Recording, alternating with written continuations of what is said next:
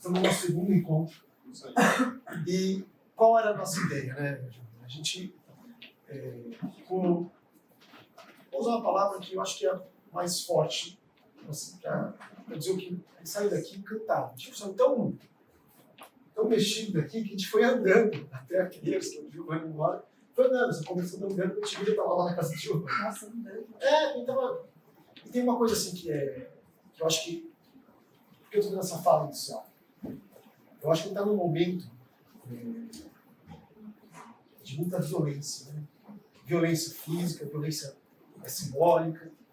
E aí, se você não quer participar disso, você começa a ficar assustado. Né? Toda hora você abre a rede social, as pessoas gritando umas com as outras, aí na escola as pessoas gritando umas com as outras. Eu tenho um jogo, a gente não tomar cuidado, a gente acredita que isso é a única coisa que existe. E aí, nós estamos num momento que a gente precisa redescobrir como não ser violentos uns com os outros. Né?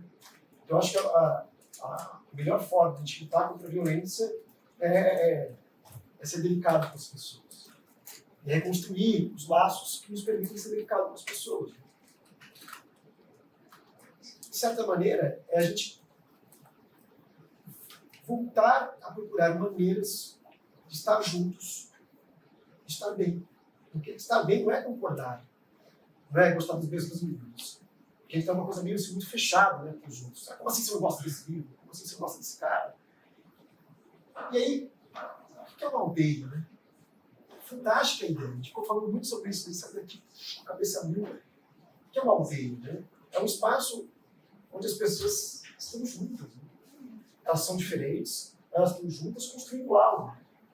Claro que numa aldeia, no sentido mais concreto da palavra, elas estão sobrevivendo juntas, elas precisam uma das outras. Mas uma aldeia como uma metáfora, uma aldeia como um princípio, então é um espaço onde a gente pode se encontrar e sentar, né, em volta do fogo, em volta da chama. E o que a chama ilumina? A chama não é o foco em si, ela te permite enxergar as pessoas. Né? Eu estava brincando com o Giovanni, estava brincando aqui, conversando, e aí eu estava falando o nome de um filme. Né? Eu estava aqui, o Giovanni falando, eu estava aqui no celular, ele falou, André, estou falando com você. Foi verdade, né? A gente está perdendo essa capacidade de lembrar que o outro está ali. E que o outro não precisa concordar com a gente. Então, eu acho que esse espaço, vocês fizeram, né? Olha as palavras, né? Diálogo, encontro, aldeia. Eu acho que são as palavras de vínculo. Né? As palavras que nos permitem lembrar que é importante eu encontrar as pessoas, parar, largar o celular, conversar com elas, sabe? E ouvir uma pessoa que pensa diferente de mim, tem uma experiência diferente de mim. Juntar as pessoas que são diferentes. A gente está perdendo, não sei se a gente tinha tão bem antes, mas a gente está, na verdade, eu acho que está sentindo falta disso. Saiu na BBC, eu gosto muito dos vídeos da BBC, né? Saiu na BBC essa semana uma coisa sobre a solidão. Que, do ponto de vista de saúde pública, a solidão é um dos maiores problemas do século XXI. Cara, tem 8 bilhões de pessoas no planeta, como é que alguém é só nesse planeta? Porque é isso, né? Nós estamos todos juntos, mas separados, ninguém está ouvindo ninguém. Então, separado, uma quarta-feira à noite, pegar trânsito, pegar como final para passar a chuva, né? Tá temporal.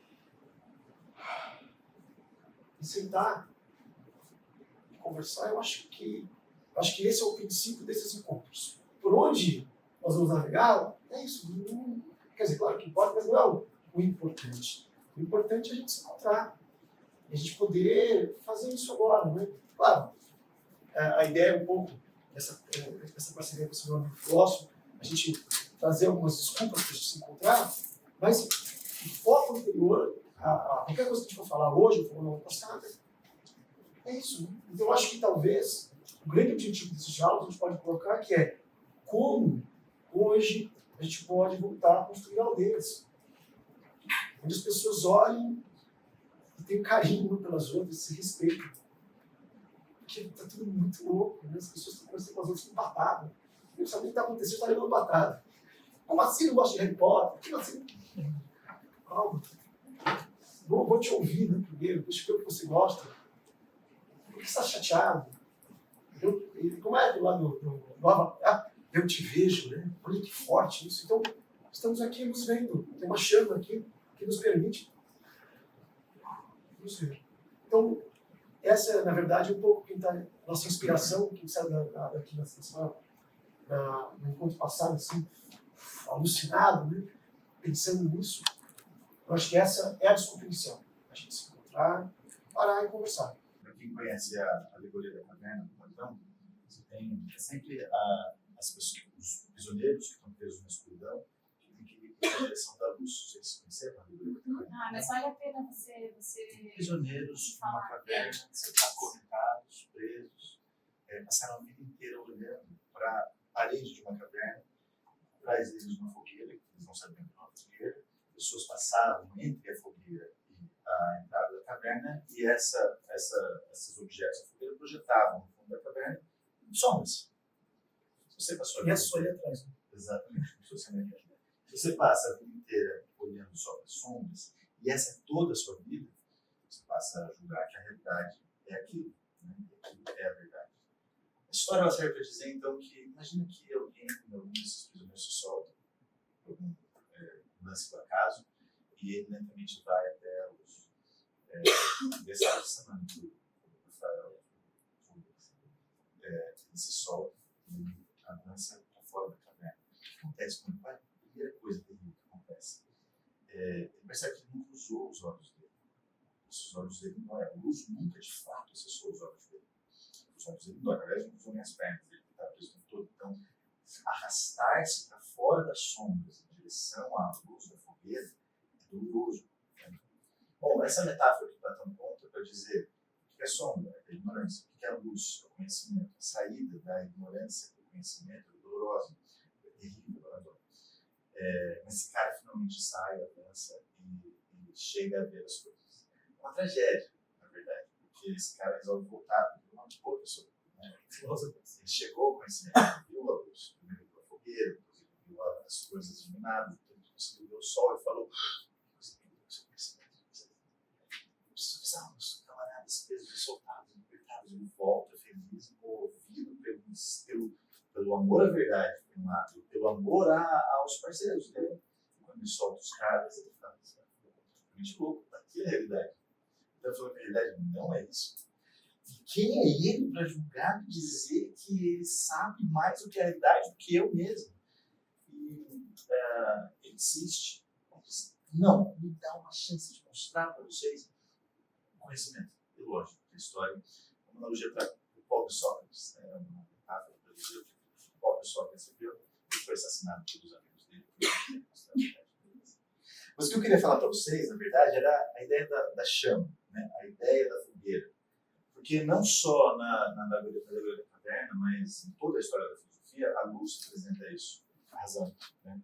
A luminosidade ela representa o modo como o nosso intelecto pode iluminar as coisas para a gente. O André estava dizendo, o nazismo se apropriou muito dessas palavras, e as palavras que eu estou usando agora, elas estão todas maculadas, elas estão todas marcadas por histórias do passado. Como é que a gente não se deixa enganar pelas histórias do passado? Nós carregamos dentro de nós uma chamazinha dentro da nossa cabeça, nosso intelecto, nosso entendimento, nossa razão, que brilha para nós. Vamos chamar isso de pensamento crítico agora. Imagina só, não sei quanto vocês conhecem, toda a minha pesquisa de mestrado doutorado e toda a questão do fascismo, né, de geral. Mas os movimentos fascistas, eles eram abertamente anti-iluministas. Porque eles falavam que essa ideia... O iluminismo é outra dessas metáforas lindas. O século XVIII, o século das luzes, porque de novo voltamos a compreender o mundo a partir da razão, e não mais a partir da superstição, do medo. Para esses caras, isso, na verdade, era um perigo.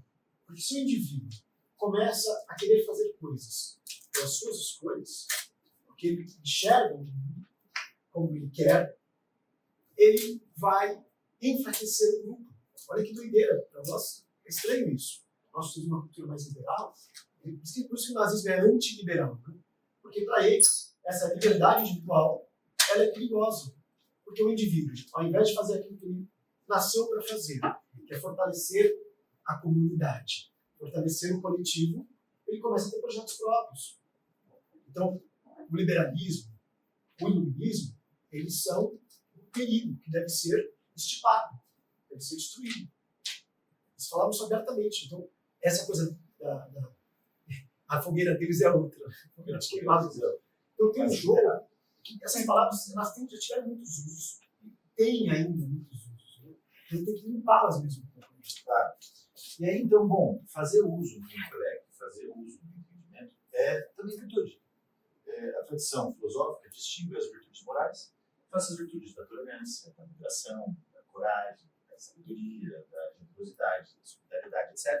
São as virtudes morais. As virtudes intelectuais. Nós estamos diante de um cenário em que as comunidades estão se esfacelando e são muitos os motivos.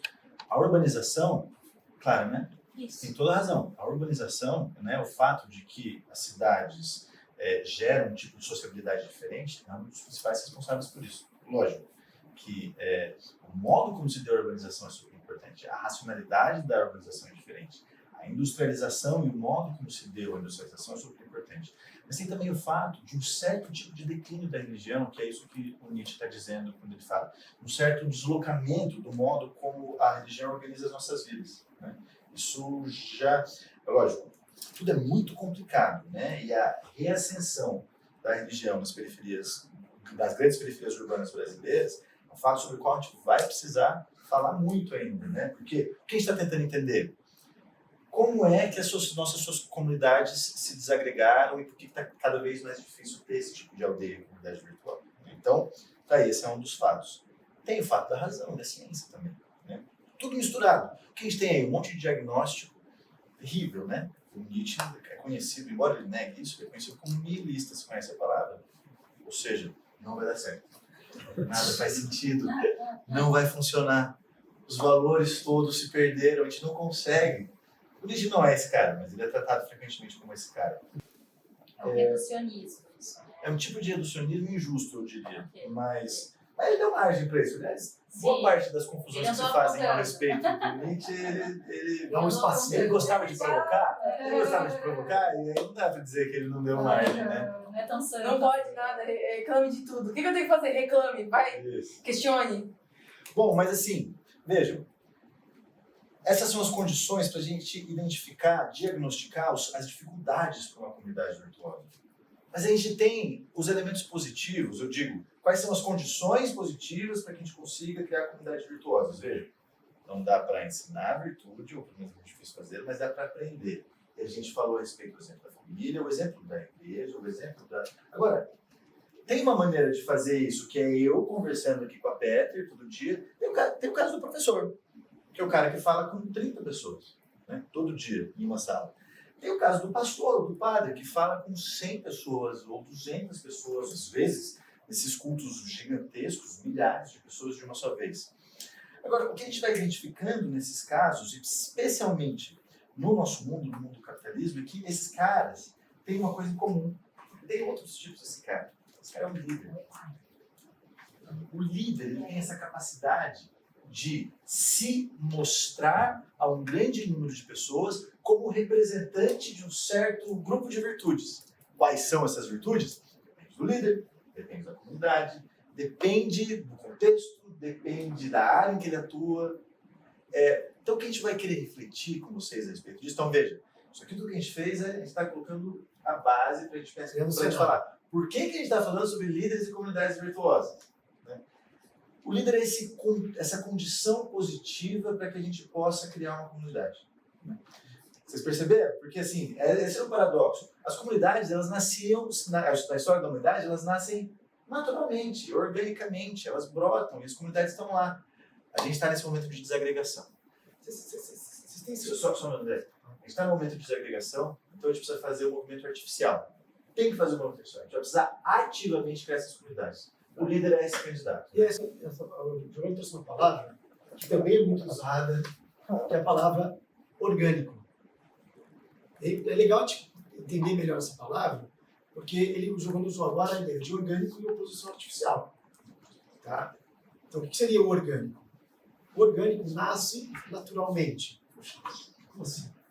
Então, vamos parar a pensar, quando a gente usa a palavra orgânico, a gente está tentando entender uma ideia que ela nasce do jogo daquele grupo. Ninguém foi lá e artificialmente criou condições para essa ideia surgir. Ela nasce desse jogo do próprio grupo. Então, quando eu pego, por exemplo, o movimento negro na década de 80, Isso já tem sido um dos nossos livros, né? ele nasce, de uma certa maneira, de maneira orgânica. Tem grupos estimulando artificialmente esse surgimento, mas o núcleo que vai dar origem a esse movimento negro, que é o MNU, né, o movimento negro unificado, ele nasce muito de maneira orgânica. Quando você pega o Emicida, ele é uma figura orgânica desse jogo. Claro, tem muitas pessoas que ajudaram o Emicida a ganhar espaço, que estimularam essa figura fantástica do Emicida, mas ele surge desse processo. Então, só para entender melhor a palavra orgânico, que também não é muito usada. Os próprios nazistas usavam a ideia de orgânico para falar tudo que não é orgânico é ruim. Então nós temos que nos livrar daquilo que não é orgânico. Só que eles estão falando outra coisa. O que o João está falando é assim, puxa, essa comunidade que nós estamos querendo criar, ela é uma criação artificial, no sentido de que ela não existe, e aí nós nos juntamos numa quarta-feira, começamos a pensá-la, aí sim, organicamente, como nós estamos aqui conversando, pessoas diferentes têm ideias. Por mais que tenha essa condução, tem ideias surgindo aqui.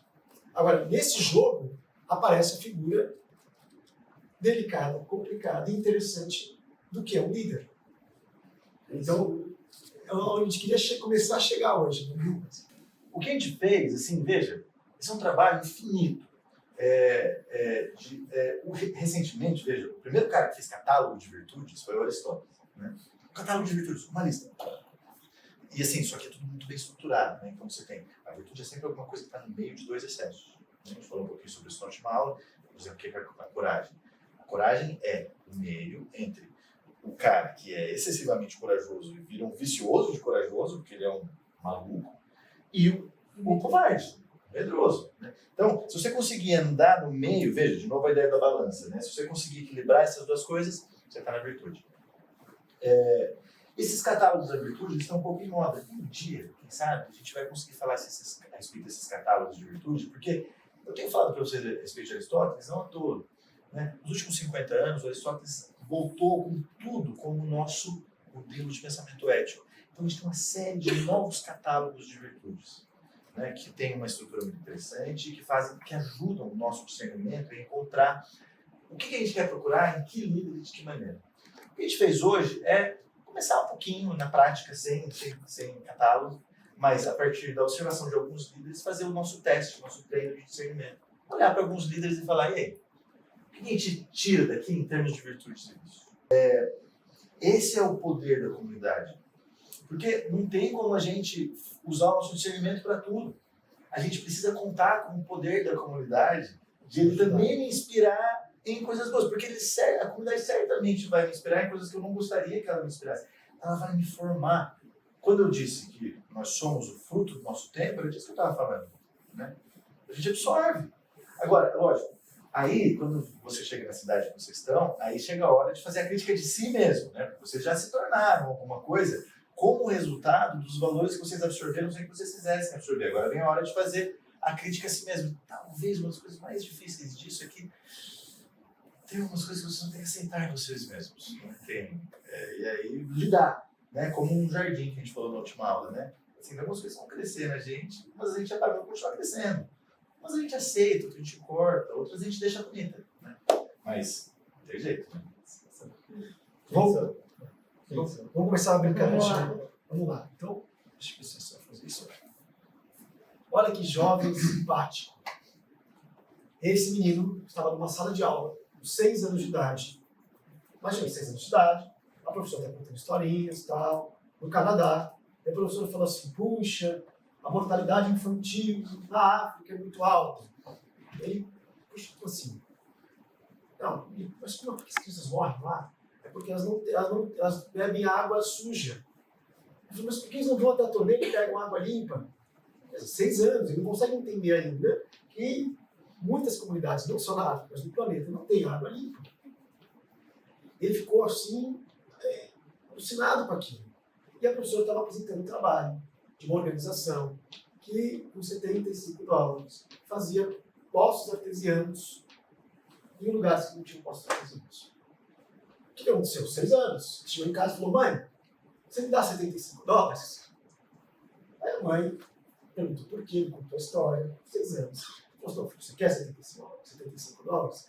Então você vai ter que fazer para conseguir $75. A gente sabe que lá nos Estados Unidos, no Canadá, tem essa cultura da criança fazer atividades pelas quais ela vai ser remunerada. Então, cortar grama, entregar jornal, ajudar a avó, sei lá o que, a limpar o jardim. E ele começa a fazer isso, e junta $75. A mãe achou que ele não ia longe com isso. Ele juntou $75. A mãe ficou tão emocionada que o levou nessa organização para entregar o dinheiro. Ele falou: salvei as crianças do planeta, nenhuma criança vai mais morrer de água suja. Quando ele chegou lá, perdeu $75, ele levou você. As pessoas, puxa, que bacana, mas foram muito cuidadosas de mostrar para ele. O problema era maior, na verdade, $75 faz parte de um projeto maior que um poço custa $2.000. O que ele aprendeu não é uma coisa que um professor disse para ele na sala de aula, mostrando, sei lá, o João foi seu professor de liderança. Ele falou assim: vou te dar algumas regras de liderança. Tenho certeza que a gente deu algumas regras super importantes. Mas o fato é, antes que você exercite as regras, antes que você... E como é que você vai exercitar? Só se você estiver dentro do governo canadense, provavelmente. A gente precisa de uma comunidade que dê vazão para alguns impulsos que são virtudes éticas, né? Essa generosidade, empatia, perseverança. Mas você precisa também de uma comunidade, uma aldeia, que te permita exercitar também o discernimento. Vamos para o segundo. A segunda é mais famosa. Ela é? Isso. Olha que interessante, né? Quando a gente fala de liderança, o primeiro imaginário que nós temos são as figuras famosas. Né? A gente começou de baixo para cima. Então pegou uma pessoa comum. Só tem 3, hein, gente? Qual será o terceiro? Talvez seja o mais sofrido. O João nos ajudou, falando não só com algumas ideias, mas eu ensino algumas coisas, né, João? Uma conversa rápida, mas eu gostei muito. Que assim, eu, que não sou da área empresarial, que conheço só porque li os jornais e tal, por que essa figura, quando o João falou o nome dela, eu falei, por que ela me chamou a atenção? Eu poderia ficar contando a história dela como empresária, que ela pegou a loja da família, criou a partir disso um império de lojas, etc. De como ela estrutura a parte tecnológica. Tem uma série de coisas interessantes no que ela fez e construiu como empresária. Vai ter uma outra coisa muito importante que é as nossas comunidades. Veja, a gente só consegue ser uma pessoa virtuosa se a gente participar de uma comunidade virtuosa. Tem exceções? Tem, mas é raro. A nossa comunidade só consegue ser uma comunidade virtuosa se ela participar de outra comunidade virtuosa. Veja, é muito mais difícil para uma empresa ser virtuosa no Brasil do que em algumas comunidades em que circula-se mais facilmente com esse tipo de discurso. Né? E é muito mais fácil para um país conseguir se estruturar bem se existe uma comunidade internacional que consegue parar. Então, você tem essas inserções, né, do marketing. Pegamos uma pessoa comum, pegamos um empresário. E aí, claro, que a questão do líder mais forte para nós, no nosso imaginário, é o líder político. Vou fazer aqui nenhuma prima minha, que eu vi um pipi muito bem aparecendo. Tem esse emoji também, não tem? E adoro, Não, e adoro. não. E aí, meu pai do céu, que político que vai trazer para pensar a liderança virtuosa e suar, né? Eita. E aí, A gente decidiu colocar o Bolsonaro aqui. Ah, que delícia! Ai, amei. Bolsonaro. Eu cheguei perto, eu falei, Trump. e olha que interessante, esse líder a gente escolheu por causa de um professor. Eu estava falando sobre documentos históricos que usamos com os alunos para falar sobre a transição do nazismo para a Segunda Guerra Mundial. Eu gosto de trabalhar com fundo histórico, para que os alunos leiam. Ele falou assim: você já viu a carta desse cara? Puxa, não vi essa carta. Não vi de fora. Qual que é esse? Uma boa desculpa que a gente pode fazer para não cair em muitas confusões e fugir do Brasil um pouquinho. Ah, tá. E aí, ele mandou uma carta que esse líder leu no congresso do país dele, num momento muito duro, muito difícil. Eu vou colocar essa figura para talvez vocês nem saibam muito bem quem ele é, tá? Porque ele, como ele não está mais vivo, tem uma distância histórica para algumas discussões. Mas é um dos presidentes mais importantes da história dos Estados Unidos. É o Roosevelt. Por que ele é tão importante? Por que ele é tão importante na história dos Estados Unidos? Né? Não, gente, hoje eu ia cair na armadilha de uma polêmica muito grande. Essa discussão, hoje a gente volta à discussão do Hitler, né? A gente fica perdido nessas coisas que a pessoa fez. Né? Eu quero França. Olha que interessante. Quando a gente pensa em político, nós estamos num momento histórico, não só no Brasil, mas em que a ideia de político está muito desgastada. Pensar uma figura que comandou um país, como os Estados Unidos, nesse tempo histórico que comandou, não é uma coisa que você faz. Então eu estou fazendo um recorte. Que recorte é esse? Essa carta. Eu trouxe o finalzinho. A carta é alucinante. Mas, como aqui não é uma aula de história, nós discutimos a construção da comunidade virtuosa, eu trouxe o trecho para a gente pensar que virtudes esse líder teve que o fizeram ser eleito 4 vezes e está no imaginário americano como um dos maiores líderes dos Estados Unidos. E eleito de forma democrática. Democrático. No momento que a democracia estava em risco. Nada democrático. E que tinha seus problemas também. Né? Então, aqui, ó, eu peguei o finalzinho dela. São 2 telas, tá, que eu vou usar. Então, ó, a política externa que temos seguido, esse é a final da carta. A política que nos guiou em Moscou, Cairo, Teherã, baseia-se no princípio de bom senso, de bom senso, que foi melhor expressa por Benjamin Franklin, em 4 de julho de 1966. Americano. Todos nós devemos ficar juntos, ou seguramente nos cair todos separados. Ele falando isso, lendo no Congresso, que essa declaração que eu não achei uma tradução legal, mas é o momento em que o presidente dos Estados Unidos vai até o Congresso e faz um discurso formal. Até hoje, todo ano o presidente americano tem que fazer isso. Tá? Eu já disse muitas vezes que não existem 2 frentes para a América nesta guerra. Quais serão as 2 frentes? A luta na Europa, no Japão e nos Estados Unidos. Que realmente o movimento fascista era muito grande lá. Falou, não. Existe apenas uma frente. Existe uma linha de unidade que se estende desde os corações das pessoas em casa para os homens de nossas forças de ataque, nossos postos avançados mais distantes. Quando falamos de nosso esforço total, então na época a propaganda do governo americano era um esforço total, então todos têm que lutar, todos têm que se mobilizar, as mulheres vão para as fábricas, o país foi atacado e precisamos nos defender, que é piorar, a confusão toda da Segunda Guerra Mundial. Quando falamos do nosso esforço total, falamos da fábrica e no campo, e da mina, bem como do campo de batalha. Falamos do soldado e do civil, do cidadão e do seu governo. Primeira diferença. O nazismo não tem civil, todo mundo é soldado. A gente chega lá. Todos. Olha que legal agora. Olha esse final. Todos e cada um de nós tem uma obrigação solene perante Deus para servir a este país na sua hora mais crítica. E aí o fechamento que muda tudo. Manter essa nação grande para fazer essa nação maior em um mundo. O mundo melhor que não tem o nazismo, né? O propósito todo disso tem que ser feito em comunidade. Não tem virtude sem esses elementos. Né?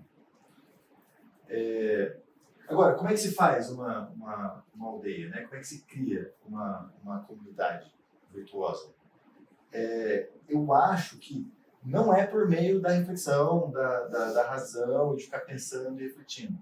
Fazendo as coisas. Praxis. E uma vez que as coisas estejam feitas e postas diante da gente, exercitar essa outra virtude, que é a virtude intelectual, reflexão, discernimento, etc. Não é pensar antes e fazer depois. É pensar e refletir enquanto a gente faz. Né? E garantir que essas coisas vão estar uma alimentando a outra. A gente consegue. Né? Estamos conseguindo. Isso aí, gente. Não sei se tem mais perguntas.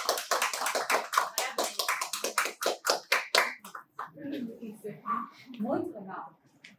Todos que vocês falaram são pessoas que, pelo pedaço da história que vocês contaram, são pessoas que têm uma rede familiar já estruturada. Então, eu acho que isso também é um dos pontos para criar uma aldeia. Mas eu queria ver, surgiu, né, um exemplo de uma pessoa que não tinha uma família estruturada, mesmo assim ela quebrou essas barreiras para conseguir avançar nisso. Não sei razão, é um trabalho a ser feito, a gente conseguir exibir esses livros para mostrar também esperança, né?